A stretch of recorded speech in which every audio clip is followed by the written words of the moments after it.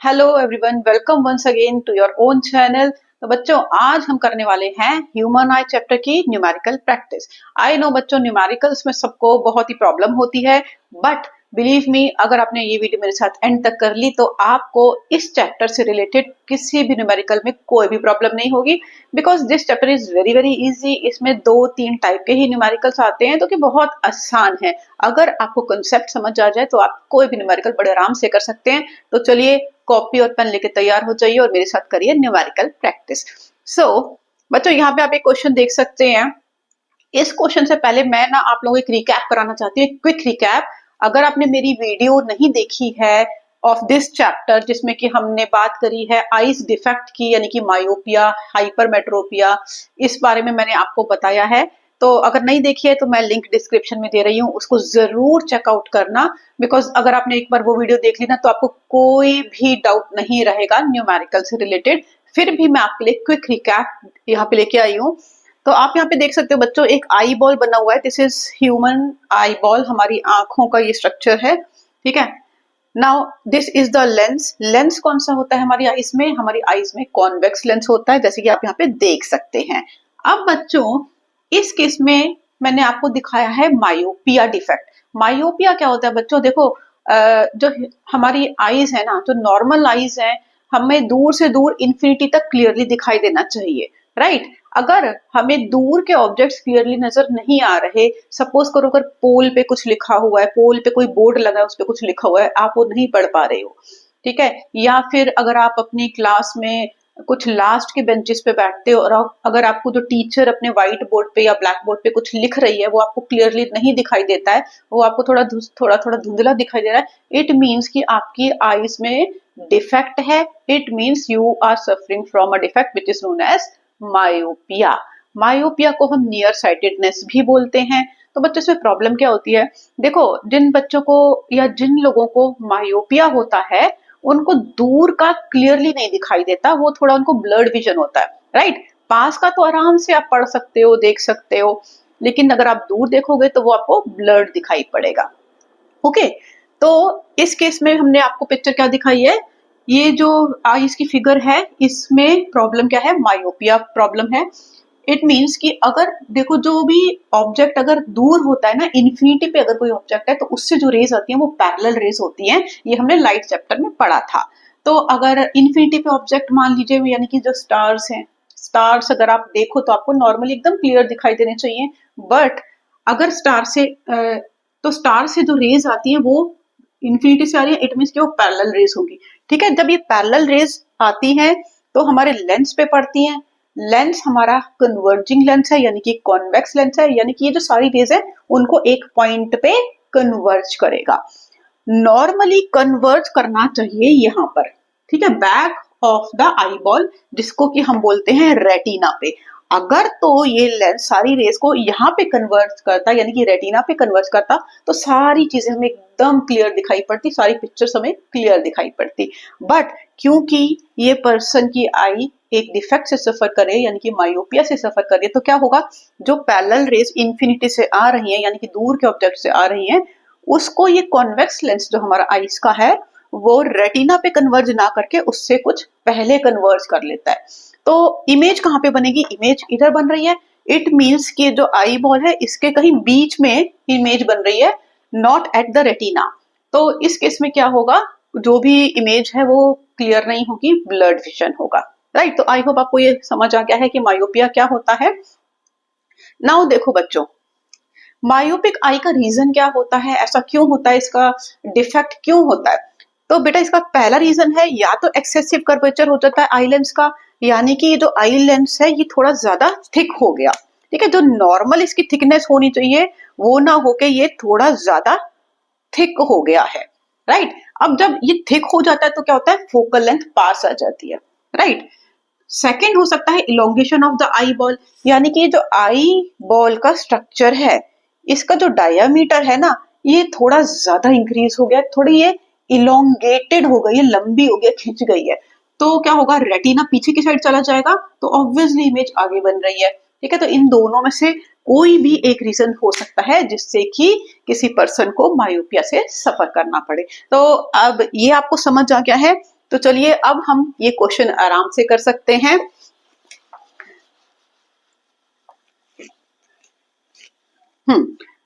तो इस क्वेश्चन में क्या बोला गया है, the far point of a myopic person is 150 centimetre, यानी कि फार पॉइंट जो है मायोपिक पर्सन का वो 150 सेंटीमीटर है। एक्चुअली जो नॉर्मल आईज है ना, उनका फार पॉइंट होना चाहिए इन्फिनिटी, मतलब दूर से दूर हमें दिखाई देना चाहिए इन्फिनिटी। बट क्योंकि ये पर्सन मायोपिया से सफर कर रहा है तो इसे मैक्सिमम कितना दूर दिखाई देता है, इसे सिर्फ 150 सेंटीमीटर तक ही दिखाई देता है क्लियरली, उसके बाद उसे क्लियरली नहीं दिखाई देता। Right, now calculate the focal length and the power of lens required to enable him to see the distant object clearly. Now अब इसमें हमें करना क्या है, हमें फोकल लेंथ निकालनी है और पावर निकालनी है लेंसेज की, जो कि ये पर्सन अपने स्पेक्स में पहनेगा तो इसे दूर से दूर भी क्लियरली दिखाई देगा। तो फर्स्ट हमें क्या करना होगा, हमें वॉट एवर इज गिवन वो हमें लिखना होता है। The far point of a myopic I is 150 centimetre. Actually object कहां से हमें क्लियर दिखाई देना चाहिए, ऑब्जेक्ट अगर इंफिनिटी पे रखा है तो भी हमें क्लियर दिखाई देना चाहिए, यानी कि मायोपिया के केस में ना ऑब्जेक्ट डिस्टेंस हमेशा आप इन्फिनिटी लोगे अगर वो नहीं गिवन है। ठीक है, तो मायोपिया के केस में हमें ऑब्जेक्ट डिस्टेंस लेना होता है इन्फिनिटी। राइट, अब देखो आईज से बाहर ही है ना ऑब्जेक्ट, तो इसके आगे हम नेगेटिव साइन लगा देंगे। Now but the far point of myopic I is 150 centimetre, इसमें हमें बोला जा रहा है कि फार पॉइंट कितना है 150 सेंटीमीटर, यानी कि इन्फिनिटी नहीं दिखाई देता इस पर्सन को। इस पर्सन को कहां तक दिखाई देता है, सिर्फ 150 सेंटीमीटर तक क्लियरली दिखाई देता है। ठीक है, तो देखो एक चीज आपको बता देती हूँ मैं, ह्यूमन आई में ऑब्जेक्ट डिस्टेंस, इमेज डिस्टेंस हमेशा ही नेगेटिव ही लिया जाता है, चाहे वो मायोपिया हो चाहे वो हाइपरमेट्रोपिया हो। ठीक है, तो बेझिझक ऑब्जेक्ट डिस्टेंस और इमेज डिस्टेंस के आगे माइनस साइन लगा दीजिए। नाउ अब हमें निकालना है focal length. Focal length lens की कैसी होती है, 1/v माइनस 1/u, मतलब 1/, image distance minus 1/, object distance. ठीक है, और इसके बाद हमें निकालनी है पावर। पावर का फॉर्मूला होता है बच्चों 1/, फोकल लेंथ इन मीटर्स। ठीक है, अगर तो पावर आपको डायोप्टर में निकालनी है तो हमें फोकल लेंथ को मीटर्स में ही लेना होता है, बट नॉर्मली जब हम फोकल लेंथ निकालते हैं तो वो सेंटीमीटर्स में आंसर आता है। क्यों, क्योंकि देखो जो यहाँ पे भी इमेज डिस्टेंस सेंटीमीटर में दिया ना, तो हमें कन्वर्ट करना पड़ेगा पावर निकालने के लिए। तो चलो पहले हम ऑब्जेक्ट डिस्टेंस और इमेज डिस्टेंस को लेके फोकल लेंथ निकाल लेते हैं। इस फॉर्मूला में हम गिवन जो भी है उसको पुट करते हैं, क्या आएगा 1/, minus 150 minus 1/, minus object distance कितना है इन्फिनिटी। 1/∞ हमेशा 0 होता है। ठीक है, ये आप याद रखिएगा। नाउ क्या आ जाएगा 1/, माइनस 150, क्योंकि 1/∞ कितना हो गया 0 हो गया। नाउ तो 1/, फोकल लेंथ हमारा कितना हो जाएगा 1/, माइनस 150, यानी कि फोकल लेंथ को इनवर्स करोगे तब कितना आ जाएगा हमारा फोकल लेंथ, फोकल लेंथ आ गया हमारा माइनस 150 सेंटीमीटर। है ना इजी। देखो मायोपिया के केस में जो इमेज डिस्टेंस होता है ना, वही आपका फोकल लेंथ होता है, बट फिर भी हमें ये करके दिखाना ही होता है। ठीक है, तो इसको अपनी नोटबुक में नोट डाउन कर लो। चलो अब निकालते हैं पावर। पावर इज, यहाँ पे मैंने ऑलरेडी आपको फॉर्मूला दिया हुआ है, power is 1/, focal length in meters, यानी कि पावर देखो निकलती है डायोप्टर में, तो फोकल लेंथ हमें लेनी होगी मीटर्स में। बट जब हम 1/, फोकल लेंथ का फॉर्मूला निकाल के, यानी कि फोकल लेंथ जब निकालते हैं तो हमेशा फोकल लेंथ सेंटीमीटर्स में ही निकलती है। राइट, तो इसको हमें कन्वर्ट करना पड़ेगा, तभी हमारी पावर जो है डायोप्टर में आएगी। Now power is equal to 1/, minus 150 centimeters, यानी कि हमें इसे डिवाइड करना पड़ेगा 100 से, तो 100 से हमने डिवाइड कर दिया, कट होगा। नाउ पावर कितनी आ जाएगी 10 divided by minus 50, which is minus 0.66 meters. It means कि हमारा फोकल लेंथ कितना आ गया, फोकल लेंथ हमारा आ गया माइनस 150 सेंटीमीटर और पावर आ गई माइनस 0.66 मीटर। अब एक चीज और आपको यहाँ पे बताना चाहती हूँ मैं बेटा, अगर पावर के आगे माइनस लगा हुआ है तो इससे हम नेचर ऑफ लेंस भी पता लगा सकते हैं। वो कैसे? माइनस मतलब कॉनकेव लेंस, प्लस मतलब कॉन्वेक्स लेंस। तो यहाँ पे माइनस लगा है तो मीन्स कि मायोपिया में कौन से टाइप का हम लेंस लगाएंगे हमारे स्पेक्स में? That is concave lens. ठीक है, तो आप यहाँ पे नेचर ऑफ लेंस भी लिख सकते हो that if a person wants to use the lenses to correct the myopia, the person should use concave lens और इस केस में पावर कितना होगा? -0.66 मीटर्स। आई होप आपको क्लियर हो गया होगा। तो चलिए करते हैं नेक्स्ट क्वेश्चन। तो बच्चों पहला क्वेश्चन हमने करा मायोपिया का। अब ये क्वेश्चन सेकंड क्वेश्चन है which is related to hypermetropia. तो बच्चों हाइपरमेट्रोपिया में क्या होता है? हाइपरमेट्रोपिया में हमें पास की चीजें देखने में या क्लियरली पढ़ने में प्रॉब्लम होती है। ओके, मतलब हम दूर का तो क्लियरली देख सकते हैं बट हम पास का अगर पढ़ना चाहें ना तो हमें उस पर स्ट्रेन आता है, इस पे हम उसको क्लियरली अक्षरों को देख नहीं पाते। तो देखो बच्चों, जैसे मायोपिया के केस में जो फार पॉइंट है दैट वाज इंफिनिटी, इसी तरीके से जो हाइपरमेट्रोपिया है उसमें एक नियर पॉइंट होता है। नियर पॉइंट मतलब कि अगर इस बुक को मैं पास से पास कितना पास रख के क्लियरली पढ़ सकती हूँ, that is the near point.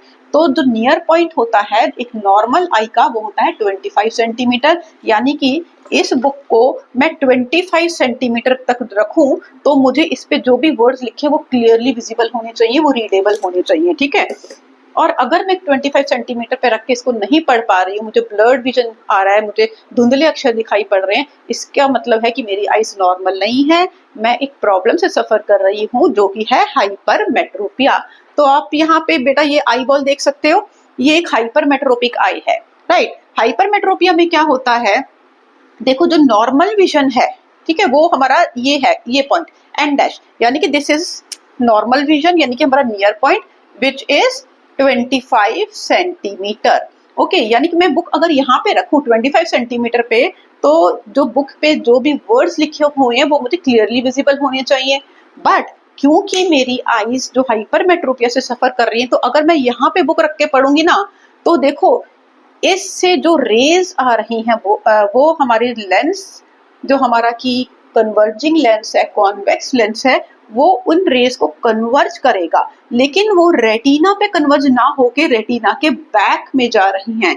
यानी कि रेटिना पे आप देख रहे हो कन्वर्ज नहीं हो रही प्रॉपरली। इट मीन्स कि अगर मैं 25 सेंटीमीटर पे रखूंगी तो मुझे ब्लर्ड विजन दिखाई देगा, मैं क्लियरली बुक को रीड नहीं कर सकती हूँ। तो क्या होगा, suppose this is the 25 centimetre, ठीक है, तो मुझे ऐसे दूर करके पढ़ना पड़ेगा तब मैं उसको पढ़ पाऊंगी। ठीक है, तो यही यहाँ पे दिखाई दे रहा है, this is the normal near point जो कि 25 सेंटीमीटर है, जहां से हाइपरमेट्रोपिया वालों को क्लियरली नहीं दिखाई पड़ता, तो उनका जो नियर पॉइंट है वो दूर चले जाता है, यानी कि इस पॉइंट पे आ गया। ठीक है, तो दूर करके पढ़ेंगे तो पढ़ा जाएगा।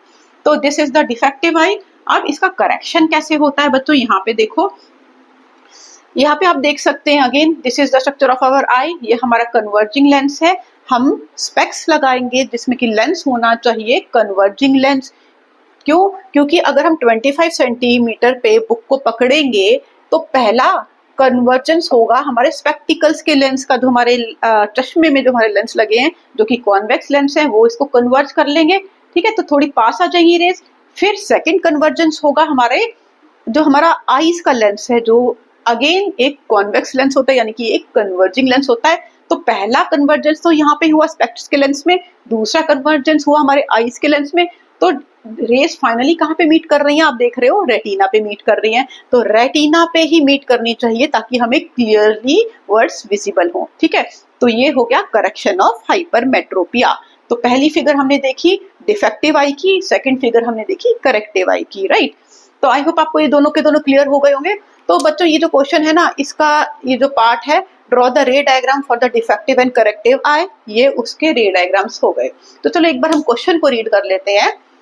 A person cannot see objects distinctly when placed at a distance of less than 50 centimetre. तो कोई पर्सन है, ठीक है, कोई इंसान है, वो ना ऑब्जेक्ट्स को डिस्टिंक्टली मतलब एकदम क्लियरली नहीं देख पा रहा। कब नहीं देख पा रहा? जब वो ऑब्जेक्ट को 50 सेंटीमीटर से पास रखता है। ठीक है, तो वो कितने दूर, कितने पास रखने पे देख पाता है, यानी कि 50 से दूर देख पा रहा है, 50 के पास रखेगा तो नहीं देख पा रहा, राइट। यानी कि सपोज करो मैं ये पर्सन हूँ, तो मैं 50 सेंटीमीटर पे तो इस बुक को पढ़ पाती हूँ, लेकिन 50 सेंटीमीटर से पास करूंगी तो नहीं पढ़ पा रही।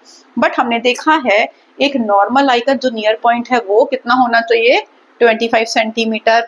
तो फर्स्ट क्वेश्चन है आइडेंटिफाई द डिफेक्ट। तो डिफेक्ट हमें पता चल ही गया कि हम 25 सेंटीमीटर पे तो नहीं पढ़ पा रहे, हमें 50 सेंटीमीटर पे क्लियरली दिखाई पड़ रहा है। तो डिफेक्ट क्या है, डिफेक्ट इज हाइपरमेट्रोपिया, या फिर इसको हम क्या कह सकते हैं, इसका एक और नाम होता है फार साइटेडनेस, क्योंकि हमें दूर का क्लियरली दिखाई दे रहा है, ठीक है। तो आप हाइपरमेट्रोपिया बोलो या फार साइटेडनेस बोलो, एक ही बात है। Second point is give 2 reasons for this defect. अब बच्चों इसका रीजन क्या है, पहला रीजन तो है, देखो जो फोकल लेंथ है इस लेंस की वो इंक्रीज हो गई, ठीक है। फर्स्ट डिफेक्ट क्या है, फोकल लेंथ इस लेंस की इंक्रीज हो गई, होनी चाहिए थी 25 लेकिन 25 से ज्यादा हो गई, फोकल लेंथ इंक्रीज हो गई।